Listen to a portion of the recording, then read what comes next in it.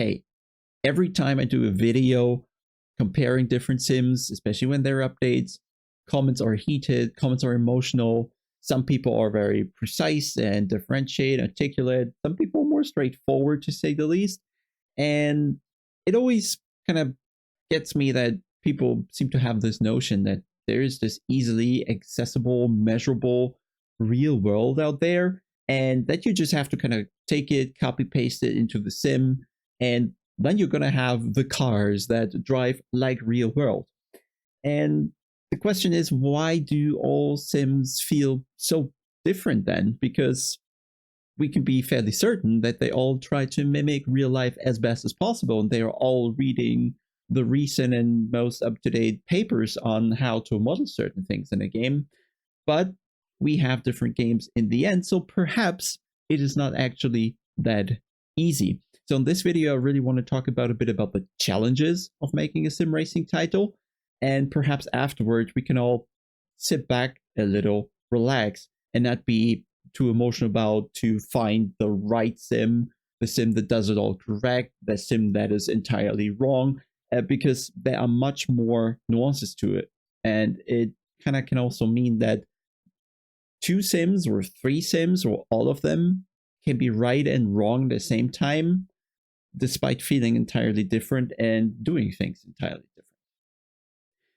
For this video then, I think I want to mainly talk about physics because yes, we know, of course, there are different graphic engines and game will look different and there's going to be different efficiency in different engines, and some will run with higher graphic settings, look prettier, while producing more frames, and others won't. But this is not the main concern and what usually kind of produces the biggest arguments in the comments.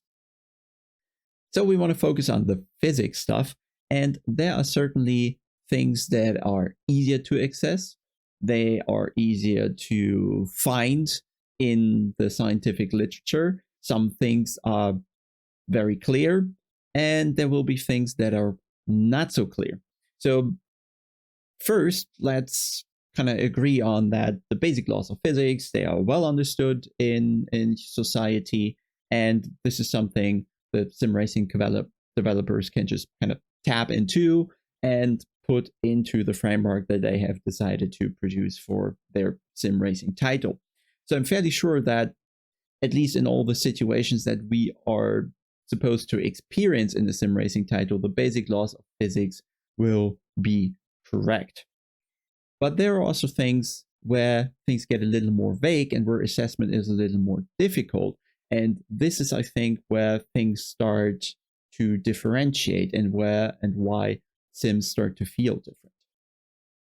It's probably impossible to kind of conclusively discuss this everything, but I want to give a few pointers at least and give you an idea what to think about and why it might be difficult to assess real life and measure the real thing, and why there might actually be a bit of room as to what the real data can show, and that it's never this kind of pinpoint thing and then you just take it to the game and you're set. Just think of the situation where it's really expensive to run real cars on a racetrack, especially when you're considering race cars, not road cars. So you probably need a team of engineers that brings the car. You need to talk to the manufacturer or the racing team running the cars. And very quickly, you're running into pretty significant dollars, euros, whatever, to conduct a single test. So what you'll most likely do is try to get data from the teams as much as they're willing to share. This is probably also not something that they're very comfortable with, or they give you restrictions, or they give you a standardized data set that isn't necessarily from a specific track day or something. So let's assume you are on a track day and you're getting the direct access to the data and the team is really open. Then probably you can't conduct all your tests in a single day. You probably need several days. And just in that example already, I want to kind of highlight a few things. Say you start on a Saturday morning, the track hasn't been used for a week or longer, it has rained in the meantime, there has been a bit of dust being collected on the track, so the Saturday morning session is going to have a certain grip limit, right? You you might have a very experienced driver, he already knows the track, but still he might be just ever so slightly rusty in the first couple of runs, not produce the good lap times or whatever. Then you get your data set and you get your G-forces you have in the corner. You measure the temperatures on the tire that develop. You kind of feel from or get information from the sensors, how the car moves on the tires, how the yaw angle looks, and what the input is, how the car responds, and all that. And then you kind of wait for a day, other cars are driving, perhaps with different tire manufacturers, they lay rubber down, and you go back onto the track on a Sunday, and now you're suddenly driving on a rubbered in track, perhaps on a different rubber. And sometimes you have the situation that the rubber you are running on your car doesn't necessarily work very well with a rubber laid down from a different tire manufacturer. Or you had different support series run in the meantime that also change how the track behaves. And suddenly, when taking the same driver, the same car with the same fuel load on just a different day, your data all of a sudden looks different. And there's so many factors in real life that you kind of have to account for that in the end it becomes kind of impossible to measure and kind of weigh and balance how much of an influence these different factors have. And the problem you get from that in the end is that you kind of have data points that have a bit of a range of being correct. So the typical stuff in science is that you have a data point and you have a 95% confidence that the correct result is within or around that point with a 5% margin up and down. And pretty much the same thing then needs to be true for the sim racing games or the sim racing developers and where they draw their data from, because the situation IRL is simply not the same 2 sessions in a row. Might be the tire set, might be the driver a tiny bit tired, might be the car setup ever so slightly changing, might be somewhere on any car component, might be a bit of a wind blown in some of the corner, and or just a leaf under the tire and just giving you a different impression in that data set. And of course you can't run endless laps to have, say, 1,000 laps so you can average out all the mistakes and stuff like that. So you end up with likely values. And I think this is kind of the first point where all the major sims will differ a bit, because the environment in which they're testing, the environment in which they have access, the teams they have access to, the manufacturers they have access to, the data they have access to, in the end will differ. With iRacing's origin, for example, coming from NASCAR, they will have good connections there and good access to these kind of teams, and they might be able to assess tires from there and get a lot of data from these teams. Whereas Kuno's based in Europe and Italy now with SRO doing the official game, they have better access to GT3 teams, at least to those who are willing to share data, and the manufacturers of the GT3s that we have in the game. Then also Pirelli is producing the tires for the GT World Challenge game that we have, so naturally they will be talking to Pirelli, replicating a Pirelli tire. And I think people forget that not necessarily every tire drives the same, and I feel this is like an extremely understated and overlooked fact that different game developers might be, or will certainly be, trying to mimic tire behavior of completely different manufacturers. They have a data set based on completely different tires of different cars ran in different conditions on different tracks in different weather. So it is very tricky to say that, well, iRacing has assessed their, I'm just kind of making this up, all right, but iRacing gets the big fundament, perhaps. I'm just extrapolating here. It could be anything else, but just kind of trying to point out the difference.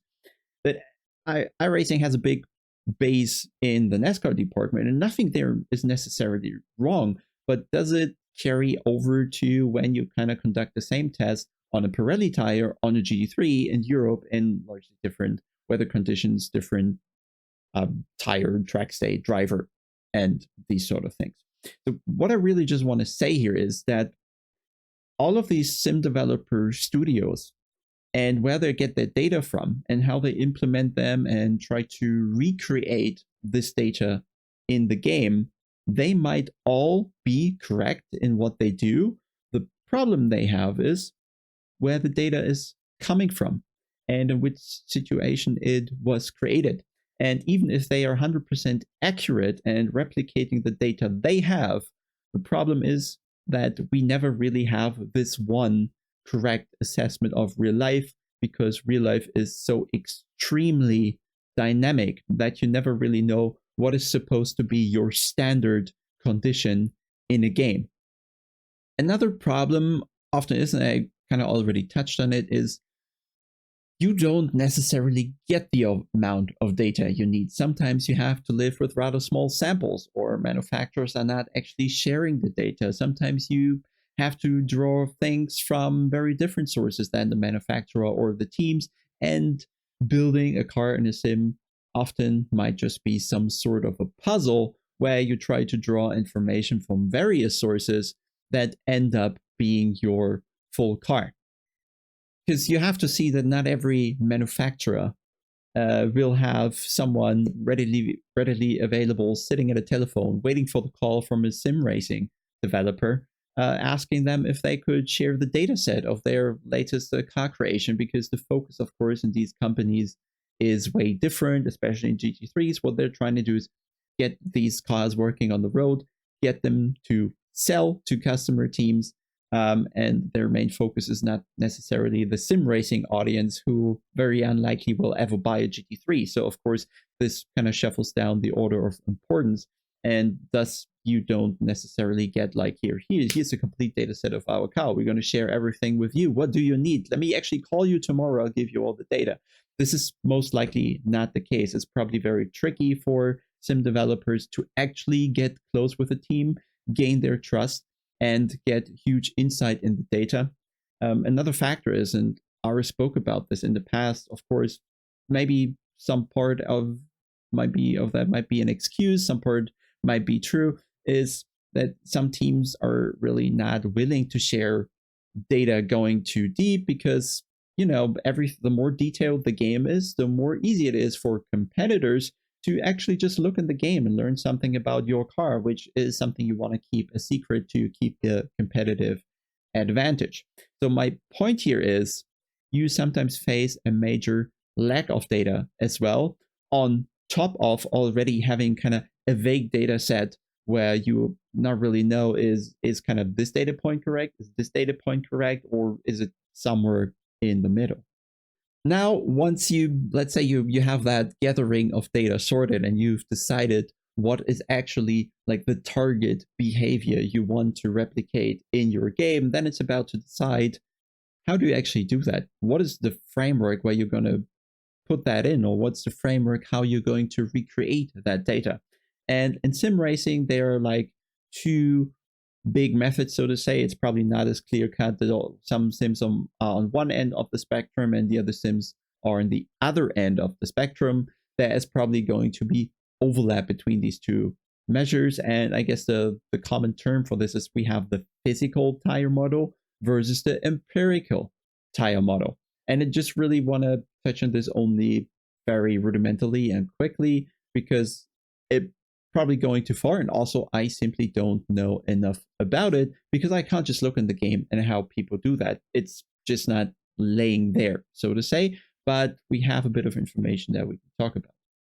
Let's start with rFactor 2, because rFactor 2 actually allows us a good kind of insight into what they're doing in their game. It is open for developers or modders, and they provide a toolkit for these modders to actually produce the cars in the game. Part of that is the so-called tire trainer, which allows the developers of mods to produce a tire that they want to use on their modded car. What you do in that trainer is essentially, and I will link a paper below where someone really describes all the detail about that, even difficulties and challenges you're facing using that. So we're going to keep it superficial here, because that paper goes into a lot of detail, and if you care for that, it's linked below.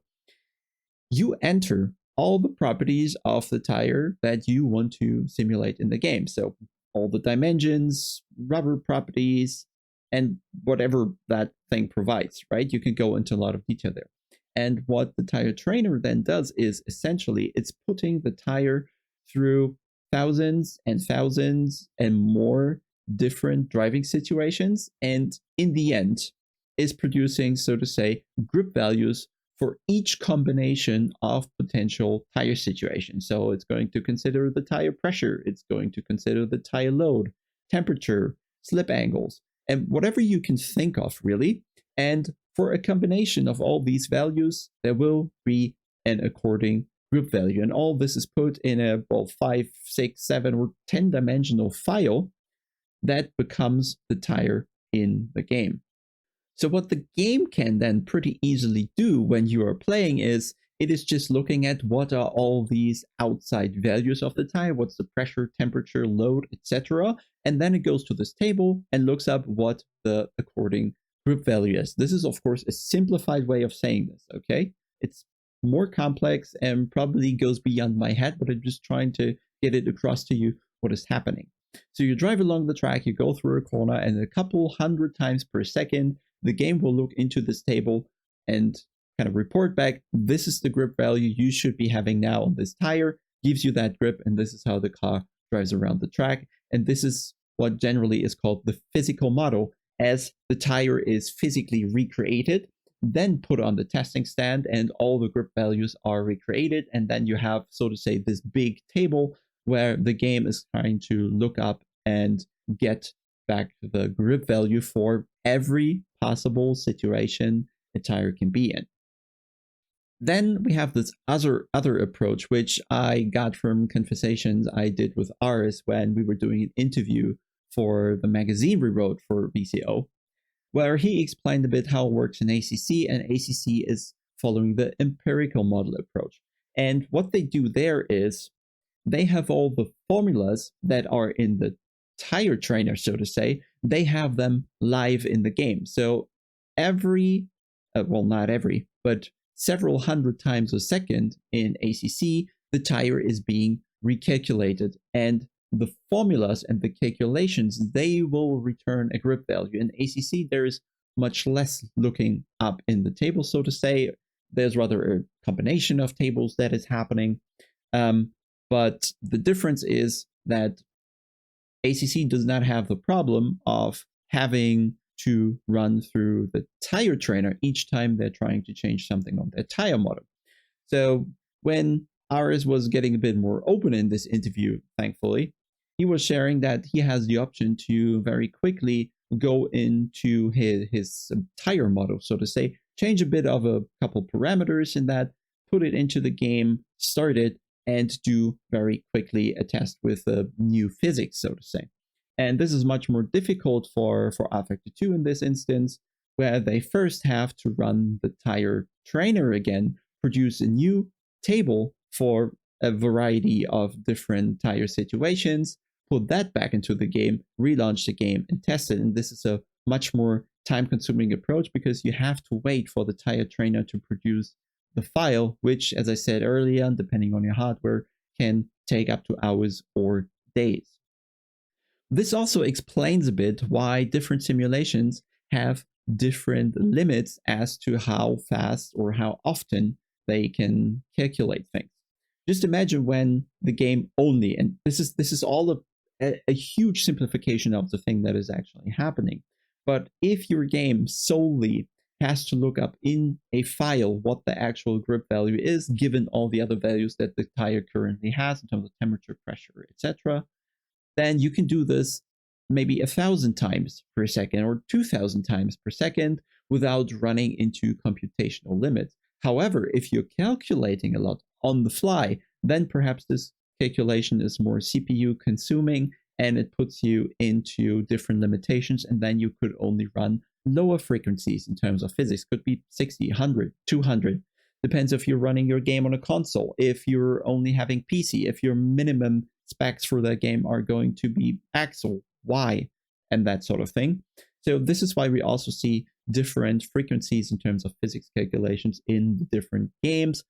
And of course, if you are running into limits in terms of what you can handle from a computational perspective, then perhaps you also have to make other things in your model to make this process more efficient. So initially, ACC just had a 1-point contact model, and later they found a way to choose a 5-point contact model because they were able to make the process efficient enough to handle much more data points, assessing where the tire is on track and take calculations from there. Another big factor for sim racing developers, of course, is talking to real drivers and engineers, but let's focus on the drivers here a little. Most real life drivers, and probably the older they are, the more experienced they are, the less they will have been in touch with sim racing titles. Not everybody is Tony Kanaan, who is just embracing sim racing as he does.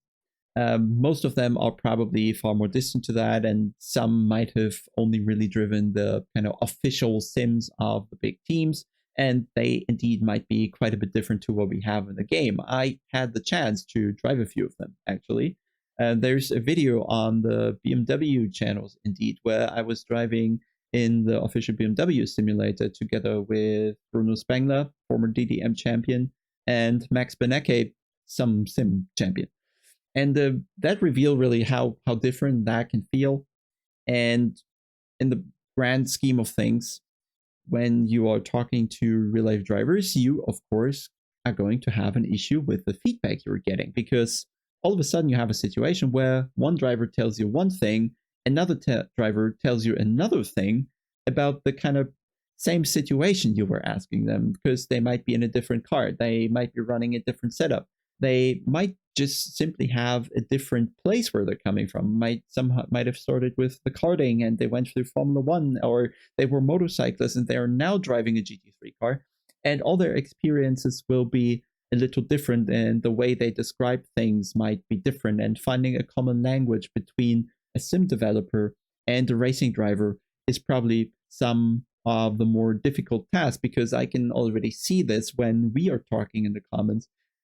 People using different words for the same thing, or people are using same words for different things, and the conversation about this whole physics and behavioral and the car feedback stuff becomes really, really tricky, and there's a big room for interpretation of things that it becomes really tricky to understand the feedback and then convert it into a certain feeling the car is giving the player.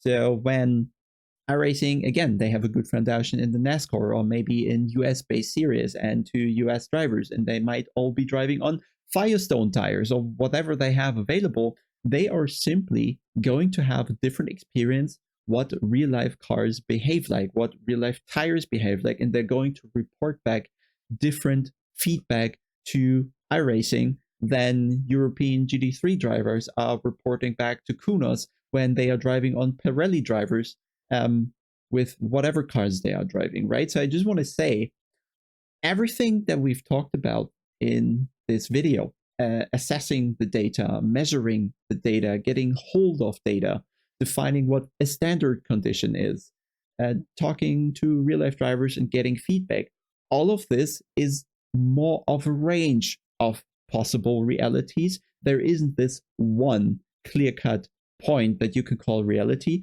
and that you need to recreate. So coming back to the beginning, when I said that when comparing different games, there's always this huge amount of comments that are getting very emotional. I get it. We should, in the future, at least on this channel, hopefully, keep in mind that all sim racing developers, they are genuinely trying to do their best given the resources they have, given the access they have, given the team size they have, given the data they are provided, given the access to drivers they have, given the feedback they are receiving, given the tire manufacturers they are cooperating with, and all the things that they do and have is in the end going to be reflected in the game. And as I said, there is a huge variety in what a certain car does in a certain situation, and you can't really put a finger on it as clearly as some people, I think, might expect this to be possible. So what we're getting is, in sim racing games, we are getting a variety of likely realistic representations of real life racing in the games. This also means they are probably all correct one way or another, but they might be different at a different point in the spectrum, whereas another game is on the other end of the possible spectrum. And both is within the scope of a realistic representation, not necessarily wrong. And my kind of impression is that over time, sim racing titles are getting more similar to one another, which means we are narrowing down this range of a potential reality that all these games are trying to mimic. And let's kind of just think forward 20, 30 years or so. Maybe this range is even getting smaller and we're getting much closer to this actual point. But I think it will never be this one point where all the games feel the same, because in the end they have different tires, they have different cars, they will have different feedback, they have different realities they are trying to mimic in the game. So all of these different assessments of reality kind of have a credibility to it, and I wish we could just keep that in mind in the future when we're discussing games, when we're discussing the updates, that at least to assume that they're all trying their best is probably the fairest you can do, and that their reality they're assessing and the reality they are recreating might be indeed very different ones. And that is in the end why the Sims we play are going to feel different. Maybe perhaps one day I'll get the chance to drive a real car and can go deeper on the topic and share my biased feedback in the very situation I've been driving the car in, with a certain tire manufacturer, certain car manufacturer, certain car setup and weather and whatever was driving on that track that day or the day before, or the torrential rain that came down and washed away all the rubber, which will influence that experience. But for now, I think we should leave more room as to what real physics really means, real behavior really means, because it is not necessarily this one correct behavior that is just out there and needs to be taken and put into the game, because the variety of experiences in real life is different. And that is what we're seeing in the games.